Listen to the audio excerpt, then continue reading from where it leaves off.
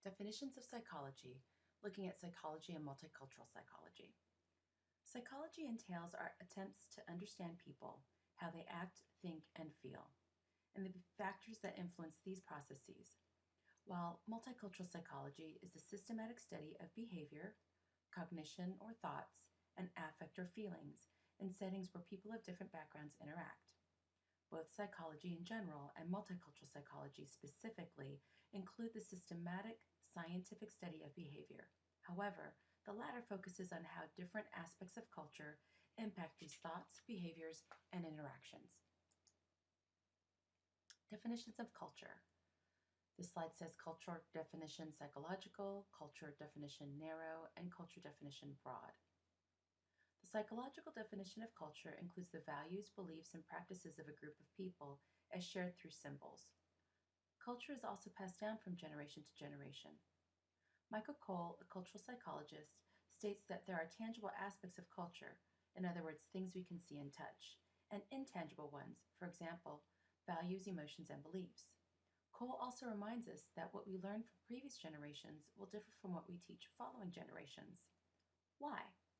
Because our experiences are unique to who we are, what we go through, and our specific social, historical contexts. We learn something different from what previous generations teach us, and this influences what we choose to pass on or not. Now, the narrow definition of culture is race, ethnicity, or nationality. Think of what society usually means when we talk about culture. Typically, what's implied is race, ethnicity, and skin color. Lastly, the broad definition of culture is any group that shares a theme or issues, for example, deaf culture. So this definitely goes beyond race and ethnicity to include things like sexual orientation, age, gender, disabilities, socioeconomic status or class, family culture, religion or spirituality or non-religious beliefs, size, immigration status, etc. This includes both cultures and subcultures within a particular social context.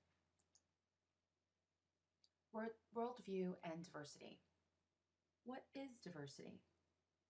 Diversity refers to the differences among individuals and groups that go beyond race, ethnicity, and nationality, such as sexual orientation, religion or spirituality, and abilities. What is worldview and what shapes one's worldview? Worldview refers to one's psychological perception of the environment around them that influences how we think, behave, and feel. Our various cultural identities, personalities, and past experiences come together to shape how we interpret, experience, and perceive the world around us, including social interactions within that world. What is race? This slide says biological definition, sociocultural definition, and how does race differ from ethnicity? Race is not a legitimate biological or genetic contract. It is an ideology used to justify the domination of one identifiable group of people by another. This is a quote from the American Anthropological Association, 1999, as cited in Miller and Garvin, 2008. As this quote implies, the biological definition of race refers to how U.S. society focuses on physical aspects to determine one's race, or at least estimate what it might be. That is, what we think we see. This definition of race points out that we focus on physical appearance to determine race, skin color, hair texture, body shape, shape of eyes, shape of nose, size, etc. Race is a very broad term that doesn't tell you about how a person identifies. If anything, race labels, for example, Asian Pacific Islander, white, black, etc. It lumps groups together that don't always have much in common. For instance, there are innumerable differences between those of Japanese descent and Filipinos. Race groups in the U.S. serve as broad categories, and the ones that have been historically used by U.S. society are not inclusive of how all people identify. The social cultural definition of race is that it is defined by the social context. For example, U.S. society defines races according to the history and present state of U.S. society. Race here would be a social definition that is used in an arbitrary manner to organize the world and reduce complexity. This simplifies how to categorize people.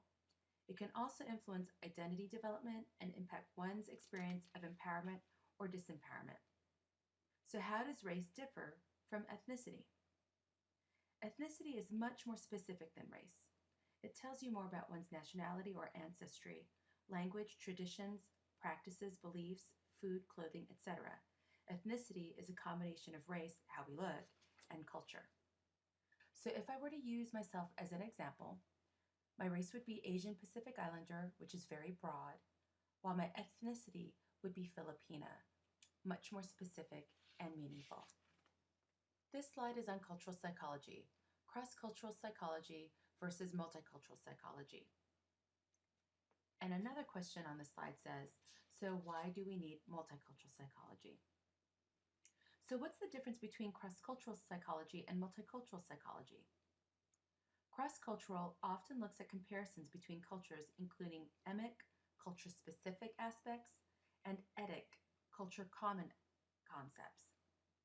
A cross-cultural psychologist might examine things like child-rearing practices among different cultural groups, and then compare the similarities and differences between them. Multicultural psychology, on the other hand, focuses less on comparisons. Instead, it examines culture in its natural existence and with the goal of understanding cultural phenomena within a specific context. So rather than comparing child-rearing practices among various culture groups, a multicultural psychologist would look at what's important to a specific culture with regard to child-rearing. Why is this important to that cultural context? And multicultural psychologists would seek to understand what this signifies based on that culture's interpretation and definitions. This type of psychology strives to understand cultural aspects as defined by the individuals within that cultural context. Cultural contexts also impact our experiences. The phrase cultural contacts refers to critical incidents when people from different cultures come into contact. A, by living and working with one another on a daily basis, or B, through visiting other cultures on a temporary basis, such as for business travel or study and education. This next slide is on multiculturalism as the fourth force, quote unquote. Below that it says, first, Freudian psychoanalysis, second, behaviorism, shaping and maintaining behaviors, Pavlov and Skinner, etc. Third, humanism, Rogers, and fourth, multiculturalism. Psychological force is a theory that influences our understanding and precipitates a paradigm shift in how we conceptualize human behavior. The term paradigm is how we tend to look at and think about something, in this case, a field within psychology.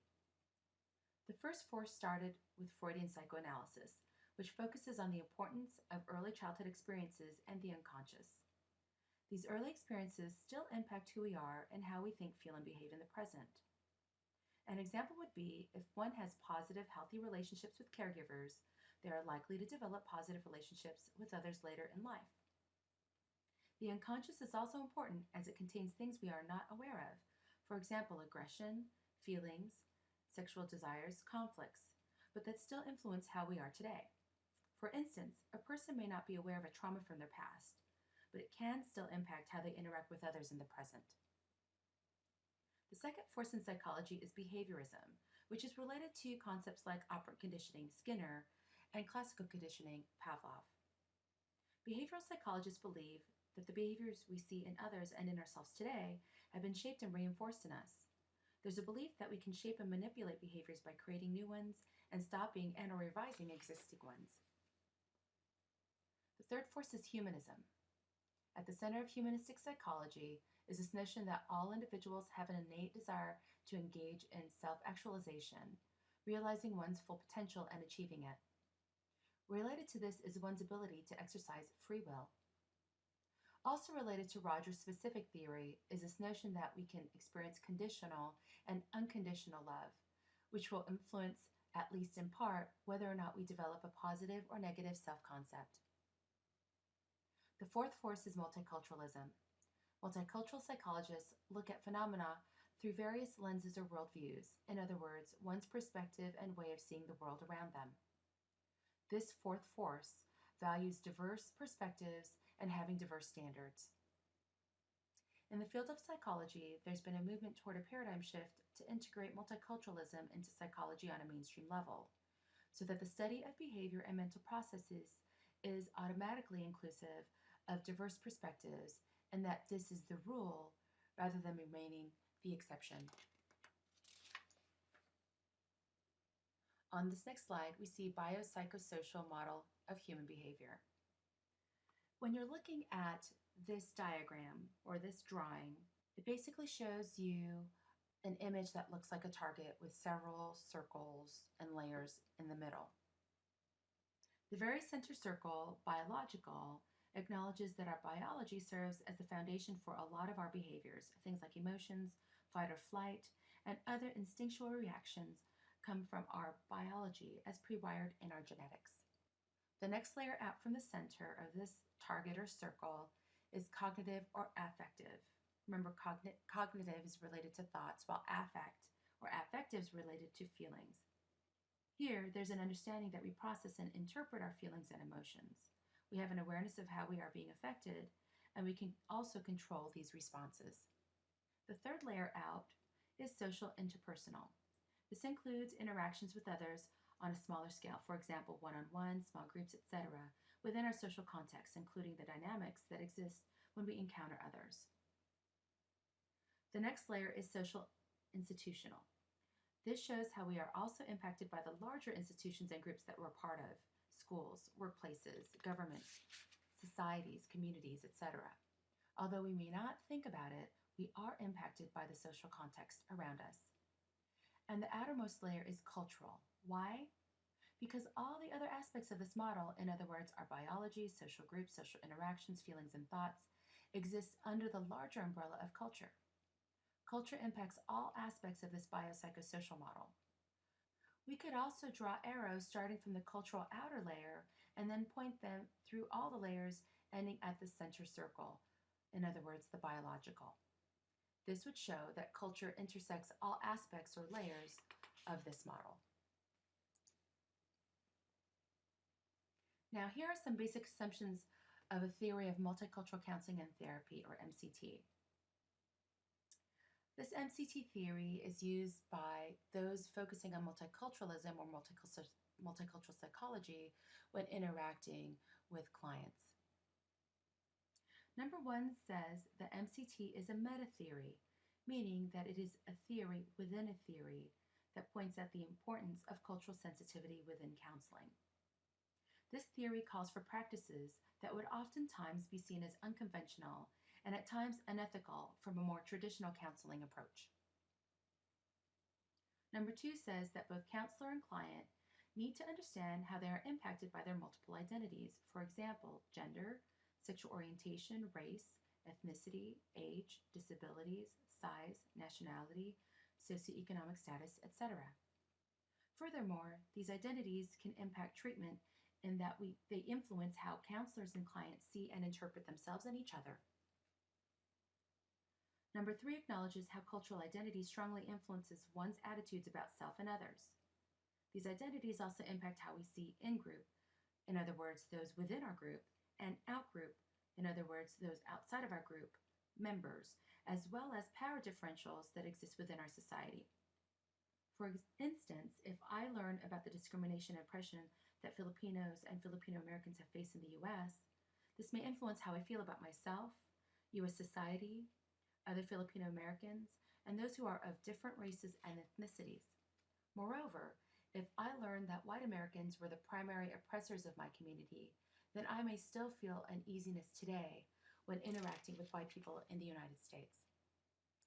Continuing with MCT theory. Number 4 says that in order to be effective, we must integrate and honor the client's cultural perspective, beliefs, and values. This might occur by integrating cultural practices and beliefs into the treatment, which leads to number 5.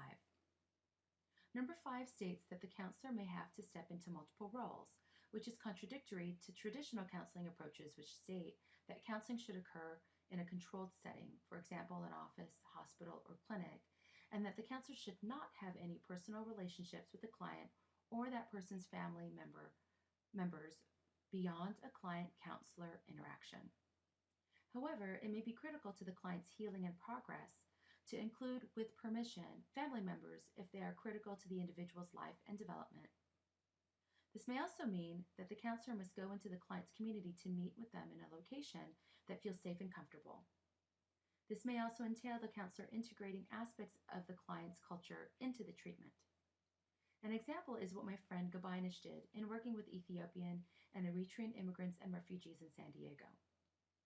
Many within these communities she was working with had high blood pressure, but they didn't believe in the biomedical treatment of taking medicine for this. Instead, they believed in praying for healing. So after building a strong rapport with community members and spending time in their cultural context, my friend Gabinish asked if they would be willing to take high blood pressure meds if they took it with holy water. They agreed. When Gabinish came up with this solution, she honored their belief in spiritual healing and mixed it with a biomedical approach. Last but not least is number 6, which says it is important for both counselor and client to be aware of their impact on social interactions and the aspects that influence these interactions. It acknowledges that counselors and clients are social beings, influenced by social interactions, family organizations, and the context within which all these exist. MCT acknowledges the effectiveness of Western psychology treatments and strategies while honoring traditional methods of healing and intervention within multiple cultures. So how did we get to multicultural psychology? Here are some historical antecedents: structuralism, structural introspection, and ethnical psychology. Structuralism was the first formal approach to psychology that attempted to examine contexts of people's minds, to construct thoughts and interpretations.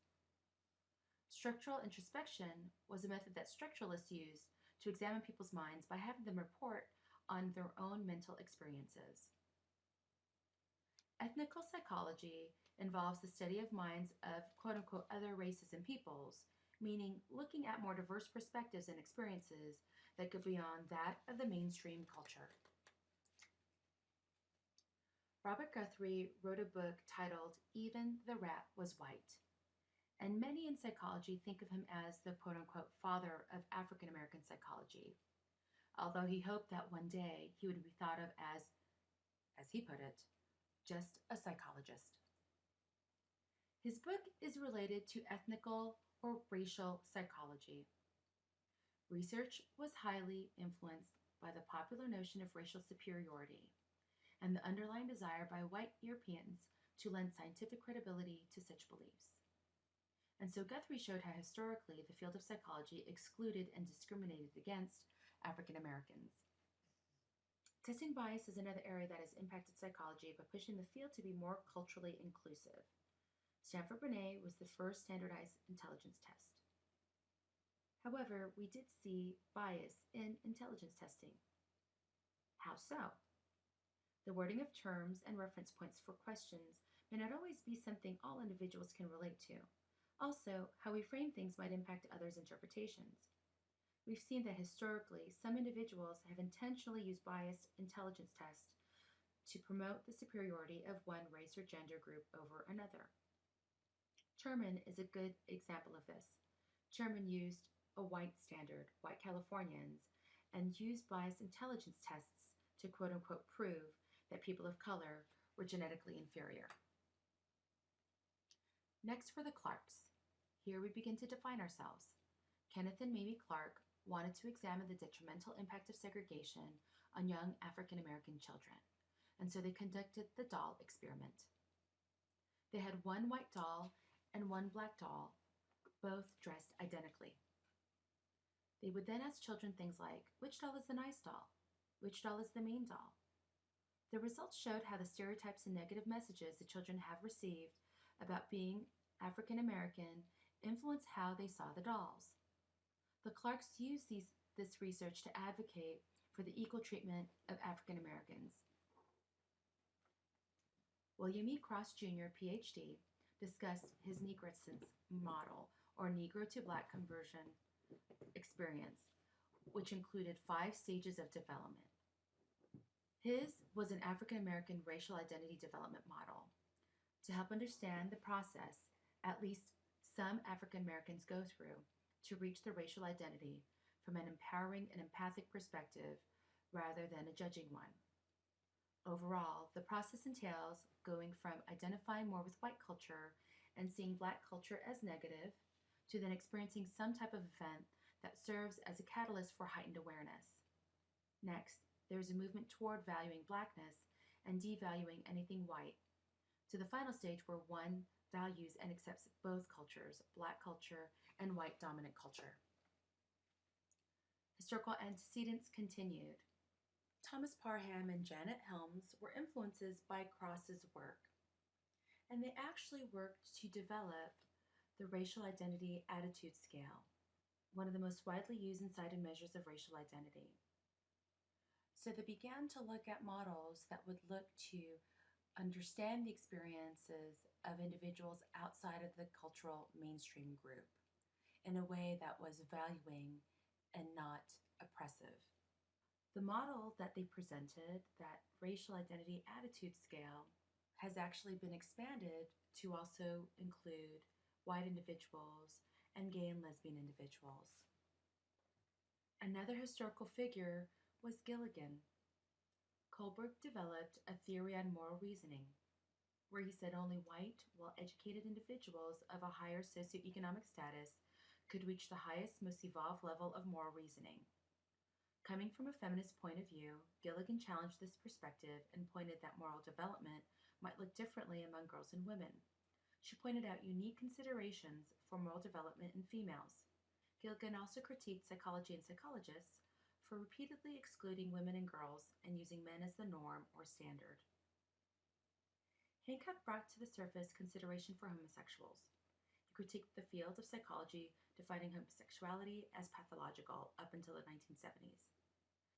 He worked to depathologize homosexuality and then began looking at differences between heterosexuals and LGBT communities, as well as examining unique aspects and issues within the LGBT community. Lastly, eugenics is a scientific field involving the controlled breeding of humans in order to achieve desirable traits in future generations. Eugenics was at its height in the first half of the 20th century and was largely abandoned with the end of World War II. At its peak, the movement often pursued pseudo-scientific notions of racial supremacy and purity. An example would be the Jewish Holocaust, where Hitler believed that you could breed people into a quote-unquote perfect race, that there were certain genetic aspects of race that could be controlled and bred into people. This next slide is on tying up loose ends. Here's a great quote by Dr. Wade Nobles. Power, the ability to define reality and have other people accept your definition. I'd like for us to keep that concept in mind throughout the semester. Now, there are many things that occurred during APA history that showed breakaways from some of the limited beginnings of psychology. Limited beginnings meaning primarily the focus was and control was by white rich men. Through the evolution of psychology toward a more multicultural perspective, there have been cultural breakaways of organizations that serve as advocates for psychologists of specific cultural identities, including some of the following. Now, a lot of these cultural breakaways came into being because of the limited beginnings and racist and sexist beginnings and heterosexist beginnings of psychology that made women and groups of color, homosexuality and bisexuality seen in an inferior way, and for instance with homosexuality defined as something that was pathological, again up until recently in the 1970s. So some of these cultural breakaways are as follows. In 1968, ABPSI was formed. This stands for the Association of Black Psychologists. AWP, or Association for Women in Psychology, was also formed. Another organization is the Asian American Psychological Association, or AAPA. There's also the National Latino Psychological Association, as well as the Society of Indian Psychologists.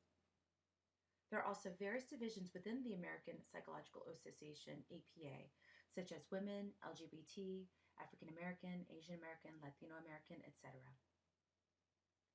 There's also the Society for the Psychological Study of Ethnic Minority Issues, 1987, for psychologists interested in multiculturalism. And through time, we've also developed guidelines on multicultural education, training, research, practice, and organizational change for psychologists. Here are the first 6 of 12 aspects of culture. Culture shapes what we assume about life. Is life fair? Is life full of difficulties? Is the quote-unquote American dream achievable?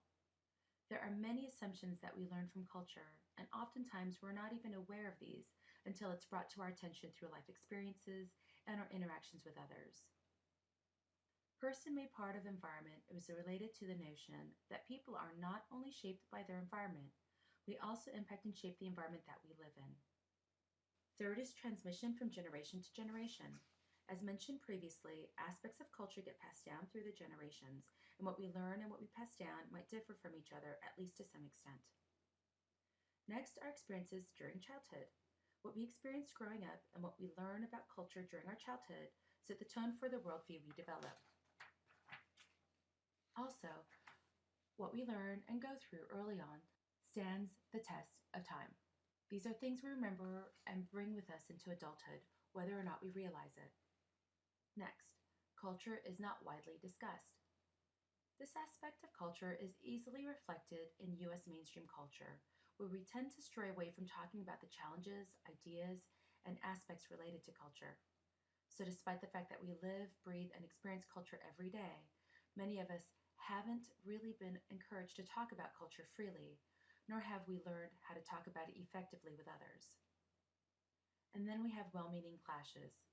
Because we are so embedded in our cultural environments, we often will step on others' toes without ever meaning to. This is easily seen when we quote-unquote put our foot in our mouth, or say or do something that ends up being an ouch for someone else, when this was never our intention.